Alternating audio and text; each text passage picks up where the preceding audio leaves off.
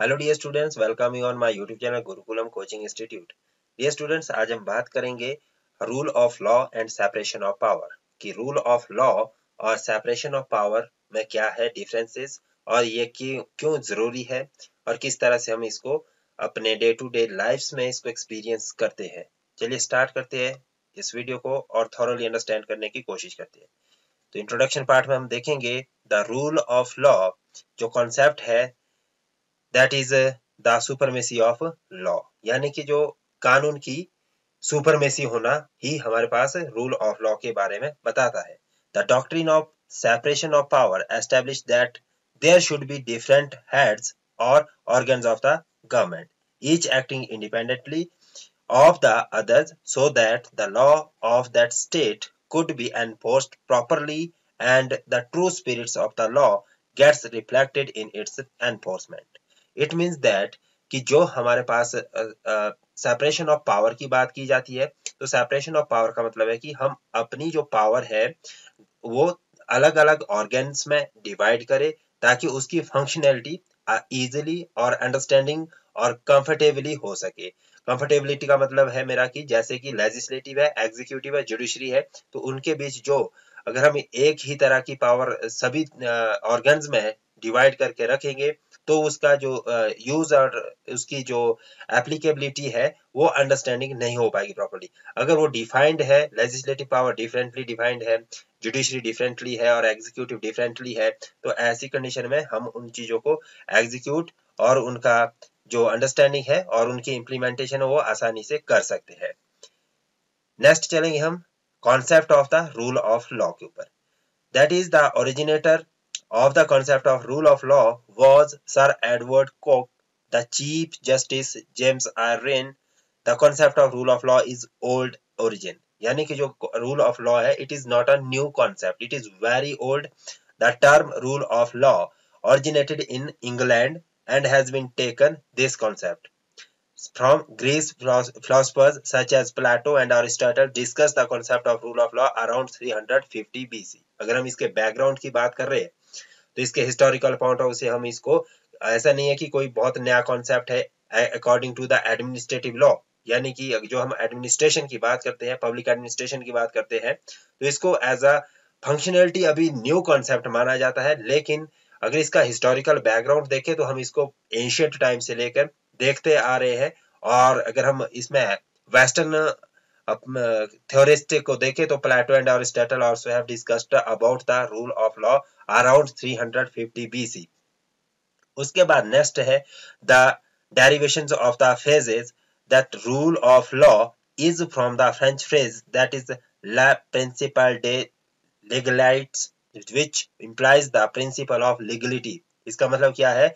Principle of legality यानी कि कानून की के जो मुख्य सिद्धांत है, मुख्य उसकी एप्लीकेबिलिटी है किस तरह से हो सकती है, that is about the rule of law. This phrase refers to the government based on principles of law not on man, यानी कि जो हमारी सरकार है वो कैसे चलेगी, वो कानून के सिद्धांत के अनुसार चलेगी, ना कि व्यक्तियों के बनाए गए नियम के अनुसार चलेगी। This is all about the कि आदमी उसमें प्रमुख नहीं होगा, कानून प्रमुख होगा। Okay, so next is one of the basic principle of the constitution is the rule of law, and this concept is up to the standards in both Indian and American constitution। यानी कि जो हमारा constitution है वो भी क्या है, rule of law के कॉन्सेप्ट के बेस पे ही चलेगा और यह केवल और केवल भारत में ही एप्लीकेबल नहीं है, इवन दो कि American constitution also derives with the rule of law. The doctrine of rule of law is the entire basis of administrative law। यानी कि अगर हम कहें कि प्रशासनिक जो कानून है उसमें पूरी तरह से महत्वपूर्ण जो कॉन्सेप्ट है that is the rule of law. पूरा का पूरा एडमिनिस्ट्रेशन रूल ऑफ लॉ के बिहाफ से ही रन करता है और गवर्न करता है। नेक्स्ट हमारे पास रहेगा that is meaning of rule of law. अब हम इसमें क्या है डिफरेंट थ्योरिस्ट के अकॉर्डिंग रूल ऑफ लॉ को पढ़ेंगे। That is the concept of rule of law is required that no person should be subjected to harsh or arbitrary treatment। यानी कि किसी भी व्यक्ति को हम हार्श और आर्बिट्रेरी ट्रीटमेंट ना दे, यानी कि उनको एक सहज भावना के साथ उनको इक्विवेलेंसी का कॉन्सेप्ट दिया जाए या किसी भी व्यक्ति के साथ हम किसी तरह की डेरोगेटरी एक्टिविटीज ना करें। The word law in the rule of law means that whether he is a man or a society, he must not be governed by a man or ruler but by law। यानी कि जो rule of law का basic सिद्धांत है या कानून का basic सिद्धांत है वो ये कहता है कि कोई भी व्यक्ति है या कोई समाज है, हमारी सोसाइटी है, वो किसके द्वारा गवर्न होनी चाहिए, कानून के द्वारा गवर्न होनी चाहिए, ना कि किसी एक रूलर या शासक के द्वारा या किसी एक व्यक्ति के द्वारा उसको गवर्न किया जाता हो। किसके द्वारा होना चाहिए? दैट मीन्स की rule of law says that law should govern the society और a man. In other words, as per Article 13 of the Indian Constitution, rule of the land। ठीक है, उसके बाद according to the Black's Law Dictionary, that is the rule of law means legal principle of day-to-day application approved by the governing body or authorities and expressed in the form of a logical proposition। According to the Oxford Advanced Learner Dictionary, rule of law means the situation in which all the citizens as well as the states are ruled by the law। ठीक है, जो हमारी Oxford dictionary है उसके according rule of law का मतलब ये है कि ऐसी सिचुएशन जिसके माध्यम के सभी नागरिक या कोई भी राज्य केवल और केवल रूल ऑफ लॉ के द्वारा ही गवर्न होते हो। क्लियर? नेक्स्ट हम चलेंगे। इन 1885 professor A.V.D.K developed this concept of Koch and propounded three principles or postulated the rule of law in his classic book that is Law and the Constitution। यानी कि जो उनकी लॉ एंड कॉन्स्टिट्यूशन बुक थी उसमें उन्होंने तीन तरह के कॉन्सेप्ट से क्लियर किया है रूल ऑफ लॉ को। According to the professor A.V.D.K, the achieving supremacy of law, three principle of postulate must be followed which are as follow. तीन तरह के इन्होंने प्रिंसिपल्स को फॉलो करने के लिए कहा कि जब हम रूल ऑफ लॉ की बात करते हैं तो तीन कॉन्सेप्ट से हम इसको एप्लीकेबल कर सकते हैं, जैसे कि supremacy of law, equality before the law and जज मेड द कॉन्स्टिट्यूशन। ये तीन कॉन्सेप्ट है, इसी के बेसिस पे हम आगे इसको एक एक करके समझते हैं। What is the supremacy of law? Supremacy of law says that the rule of law according to Dicey means the absolute supremacy और predominances of regular laws as opposed to the influence of arbitrary powers or wide discretionary power। यानी कि जो rule of law है according to the Dicey says that the absolute supremacy किसकी रहेगी? Rule of law की रहेगी। जो भी हमने कानून बनाए हैं, जो भी हमने किसी भी तरह का कानून है हमारे पास, उसकी ही सुपरमेसी होनी चाहिए। ठीक है, वही क्या है? पावर में होना चाहिए, वही हमारे पास सुपरमेसी में होना चाहिए to regulate the society. It means the exclusions of the existence of arbitrariness on part of the government। यानी कि जो हमने रूल ऑफ लॉ से हम क्या कर सकते हैं, जो किसी भी सरकार की क्या होती है डिस्क्रिशनरी यूजेस ऑफ पावर होती है, उसको हम एक्सक्लूड कर सकते हैं या सरकार को हम क्या है कि एक तानाशाह बनने से रोक सकते हैं। नेक्स्ट हम देखेंगे इसमें this is in thus in a sense means that no man can be arrested, punished or be lawfully made to suffer in body or in goods except by the due process of law and for breach of law established in the ordinary legal manners before the ordinary court of the land। इसका मतलब क्या है कि किसी भी व्यक्ति को आप तब तक अरेस्ट नहीं करेंगे, पनिशमेंट नहीं देंगे या किसी तरह का कानूनी तौर पर आप उसको सफर नहीं करने होने देंगे जब तक कि किसी एक कोर्ट के द्वारा या एक एस्टेब्लिश्ड कोर्ट के रूल के अकॉर्डिंग उसे कोई सजा ना दी गई हो। जब तक उसे सजा नहीं होती है तब तक उसको आप किसी भी तरह से कोई भी बॉडी और या थिंग्स के अकॉर्डिंग उसको किसी तरह का नुकसान नहीं होने देंगे। नेक्स्ट हम चलेंगे equality before the law. That is while explaining these aspects of the doctrine, DK states that there must be equality before the law or equal subjections of all classes to the ordinary laws of the land administered by the ordinary law of court। यानी कि कोई भी व्यक्ति हो, चाहे वो rich हो, poor हो, ठीक है, किसी भी कास्ट का हो, किसी भी रिलीजन का हो, must be treated accordingly. Accordingly का मतलब मेरा यहाँ पे कहने का तात्पर्य है कि he must be ruled by the law, ठीक है, बिना कानून के उसको किसी तरह के, मतलब ये नहीं होगा कि भाई कोई अगर मान लो किसी एक स्पेशल कास्ट से है, किसी स्पेशल रिलीजन से है तो उसको डिफरेंटली ट्रीटमेंट मिलेगा, और कोई दूसरे रिलीजन से तो उसको इनडिफरेंटली ट्रीट किया जाएगा। इक्वलिटी बिफोर द लॉ का मतलब है कि कोई भी व्यक्ति है, किसी भी तरह का व्यक्ति है, तो सभी कानून के समक्ष एक समान ट्रीट किए जाने चाहिए। अगर हम इसमें देखेंगे तो नेक्स्ट है, he states that an encroachment on the jurisdictions of the court and any restrictions on the subject unimpeded access to them are bound to jeopardize his right. Okay, तो next हम चलेंगे judge made a constitution, यानी कि D के observe that in many countries rights such as the right to personal liberty, freedoms from arrest, freedoms to hold public meetings, etc. are guaranteed by the written constitutions. In England, it is not so. ऐसा माना जाता है कि कुछ country है, जैसे कि हमारे भारत में भी क्या है, जो हमारा पर्सनल लिबर्टी है, फ्रीडम है ऑफ फ्रॉम द अरेस्ट, या freedom to hold public meeting etcetera, ये क्या हमारे पास रिटन कॉन्स्टिट्यूशन है, में दिए गए और ग्रांटेड है, ठीक है, जैसे फंडामेंटल राइट्स हमारे क्या है, ग्रांटेड राइट है। तो ऐसे में इंग्लैंड में इस तरह का राइट्स नहीं है। In England those rights are the result of judicial decisions in concrete cases that have actually arisen between the parties.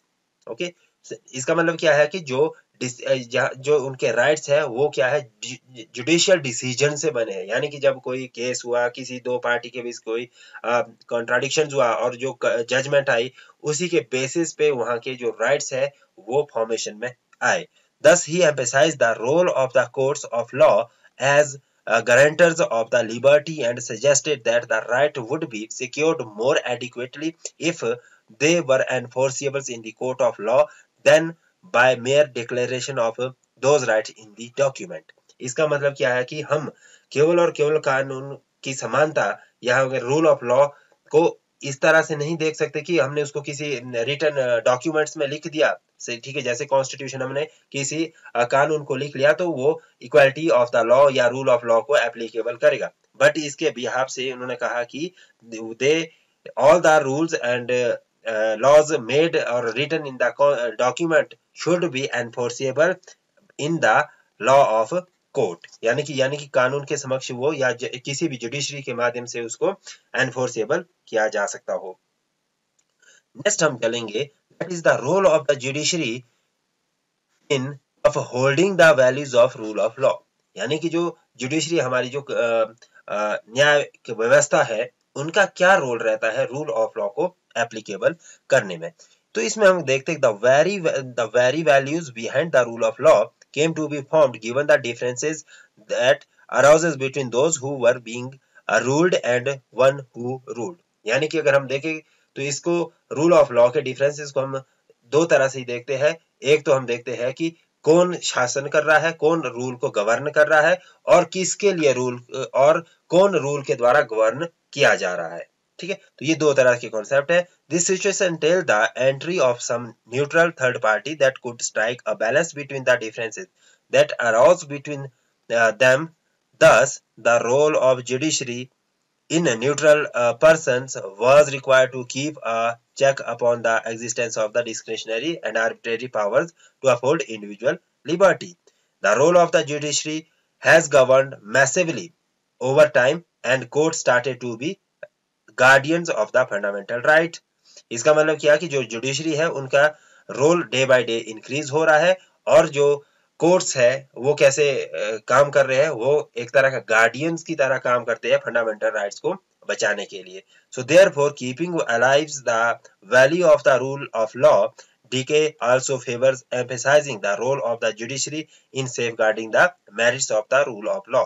यानी कि अगर हमने value of rule of law को बचाए रखना है तो उसमें जो हमारी जुडिशरी है वो काफी महत्वपूर्ण रोल प्ले करती है to protect the liberty and right of the peoples by interpreting the statutes in such a way as to prevent any transgressions on the part of the parliament onto liberties of the people. This task by the judiciary ultimately helped to maintain the balance between the parliamentary sovereignty and the rule of law, simultaneously enlarging the scopes of the people's personal autonomy.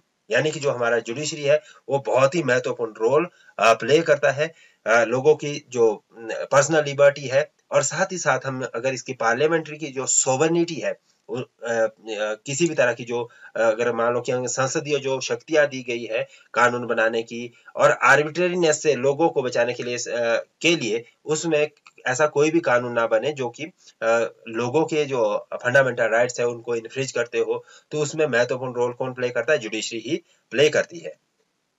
उसके बाद हम next देखेंगे इसमें the significances of the rule of law is visible in the recent decisions of the house of Lord and the Supreme court. The decision of the Council of Civil Services Union versus Minister for the Services signifies the capacity of the court to take cognizance of the prerogatives powers within its powers of the judicial review, thus empowering the judiciary to adjudicate with respect to the matter of the prerogatives powers lest they are exercised arbitrarily. Okay. Next हम पढ़ेंगे इसमें rule of law under the Indian constitution, यानी कि भारतीय संविधान के अनुसार rule of law की वैलिडिटी क्या है.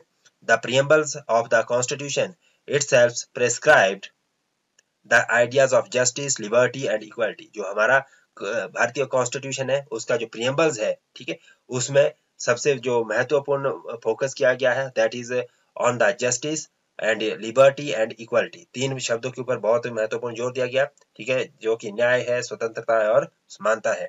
These concepts are further enunciated in Part 3 of the Constitutions and are made enforceable. यानी कि Part 3 हमारा जो फंडामेंटल राइट्स वाला है उसमें इसको और भी ज्यादा क्लियर किया गया है कि how they are enforceable in the court of law.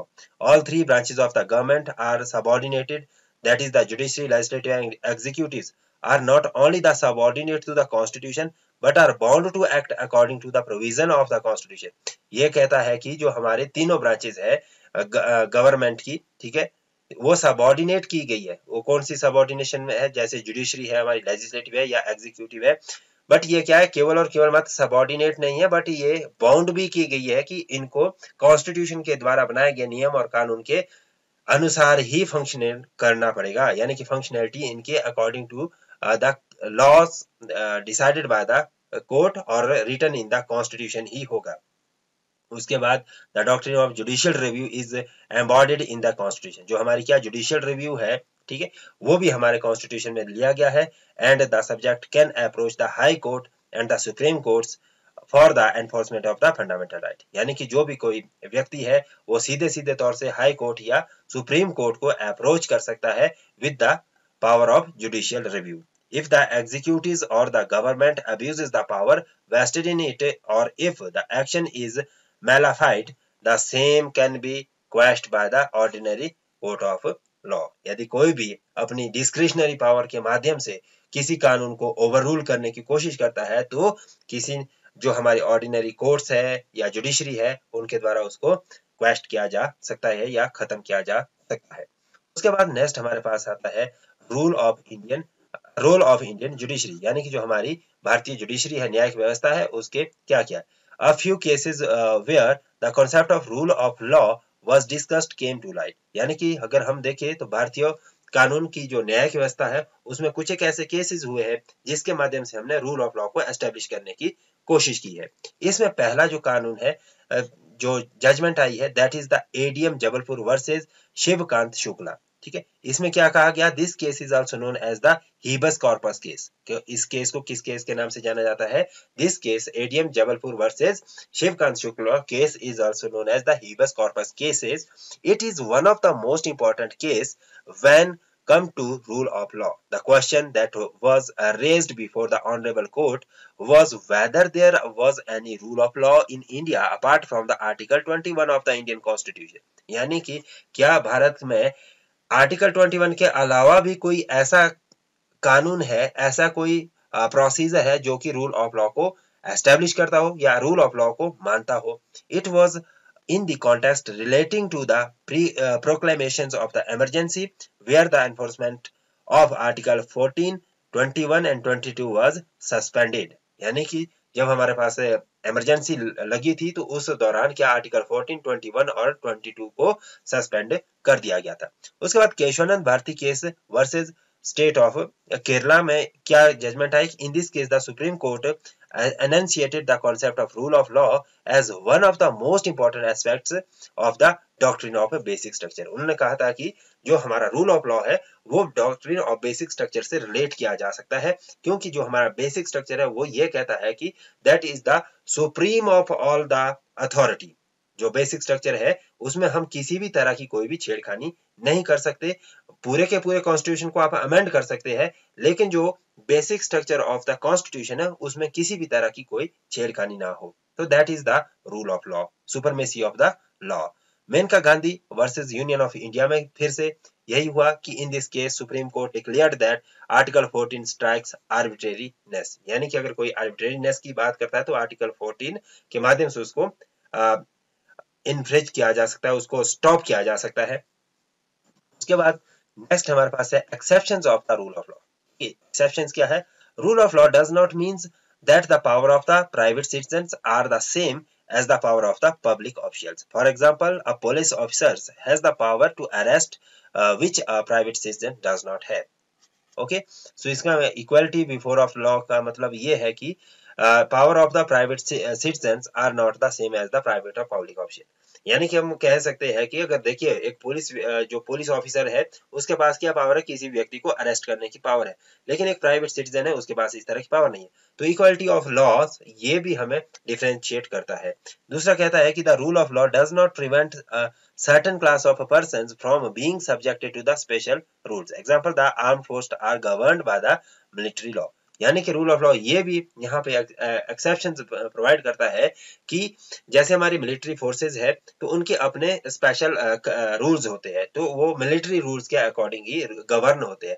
तो हम इसमें ये नहीं कह सकते कि भाई यहाँ पर क्या है रूल ऑफ लॉ एप्लीकेबल नहीं है या किसी भी तरह की हम इसमें आर्बिट्रेरीनेस नहीं मानेंगे। ठीक है, तो ये एक्सेप्शंस है कुछ हमारे पास, इसमें अपवाद है जो हमारे रूल ऑफ लॉ के अगेंस्ट जाते हैं। जैसे ministers and other executive bodies are given wide discretionary powers by the statute. Certain members of the society are governed by special rules in their profession like lawyers, doctors and nurses. Next हमारे पास है जो concept that is the separation of power, यानी कि जो powers है, शक्तियां है, उनका बंटवारा किस तरह से हुआ है या और उनकी महत्वपूर्णता क्या है। This concept was first seen in the work of Aristotle in the 4th century BC, wherein he described the three agencies of the government as the General Assembly, public officials and judiciaries. In the ancient Roman publics too, a similar concept was followed. In the modern time, it was 18th century French philosophers Montesquieu who made the doctrine a highly systematic and a scientific one in his book De Spiritu des Lois, The Spirit of Law. यानी कि जो जिसको हम कह सकते हैं कि कानून की आत्मा के तौर पे हमने एक बुक मॉन्टेस्क्यूज ने पब्लिश की। His work is based on the understanding the English systems, which was showing a propensity towards a greater distinctions between the three organs of the government. The idea was developed further by John Locke. Then next is meaning of the separation of power. कि जो separation of power है उसके हम शाब्दिक अर्थ क्या मानते हैं, किस तरह से हम इसको अंडरस्टैंड कर सकते हैं, इसको भी हम देखेंगे। Separation of power divides the mechanism of governance into 3 branches. ठीक है, जो हमारे पास सेपरेशन ऑफ पावर है वो जो गवर्निंग पावर है वो 3 सेक्टर में डिवाइड करते हैं, that is legislature, executives and judiciaries. The definition of the separation of power is given by different authors, but in general the meaning of separation of power can be categorized into the 3 features. A person forming a part of one organ should not form the part of another organ. पहला क्या मतलब है कि a person forming a part of one organ, यानी कि जो कोई व्यक्ति किसी एक ऑर्गेनाइजेशन से संबंध रखता है वो दूसरी ऑर्गेनाइजेशन के साथ सिमिलर काइंड्स ऑफ फंक्शनैलिटी नहीं प्ले कर सकता। One organ should not interfere with the functioning of the other organs, यानी कि जो एक ऑर्गेनाइजेशन है वो अपने फंक्शनिंग को अच्छी तरह से निभा ले और दूसरे के जो दूसरी ऑर्गेनाइजेशन उसके फंक्शनिंग के साथ किसी तरह की कोई इंटरफेरेंस ना करे। तीसरा है the organs should not exercise the function belonging to the another organs, यानी कि जो एक ऑर्गन्स है या एक ऑर्गेनाइजेशन है वो दूसरी ऑर्गेनाइजेशन के फंक्शन को फॉलो ना करे या उनके फंक्शंस को एक्सरसाइज ना करे। इसके बाद आता है separation of power in other countries. The separation of power has been accepted and adopted across the globe, यानी कि जो हमारी सेपरेशन ऑफ पावर है वो केवल और केवल हम भारत में ही नहीं देखते, पूरे ग्लोबली हमने सेपरेशन ऑफ पावर को एस्टेब्लिश किया है। The United state has one of the most initially established versions of this doctrine which finds its origins in its constitution. The theory of the separation of power in various aspects has been induced in certain other constitutions around the world. Okay, so the Australian constitution favor the devolutions of legislative functions to the executive rather than the judicial institution. Okay, so the France is another country where this doctrine has an effect, and this doctrine follows out of the French constitution. The United Kingdom too has a separation of power concept on an informal notes. Then comes the United States. United States में हम देखेंगे separation of power. Supreme Court of the authority was created in the Marbury versus Madison in 1803 when it ruled that the president's acts and the acts of the legislature were both in violation, यानी कि जो क्या है presidents के act और legislator act है वो दोनों क्या वायलेशन में आए। And the Supreme Court also found that any significant delegations of the legislative authority by Congress to execute agencies was in the violation of the constitution। उन्होंने क्या कहा कि अगर कोई लेजिस्लेटिव पावर किसी एग्जीक्यूटिव को डेलीगेट्स कर दी जाती है तो वो कहीं ना कहीं संविधान की अवहेलना के तौर पे देखी जा सकती है। And constitution tenets of the separation of power, तो हमें क्या है कि यहाँ पर हमें देखना पड़ेगा कि जो एडमिनिस्ट्रेटिव या एग्जीक्यूटिव एजेंसीज है they can not function according to the legislative authority, तो उनके बीच पावर का सेपरेशन होना बहुत ज्यादा जरूरी है।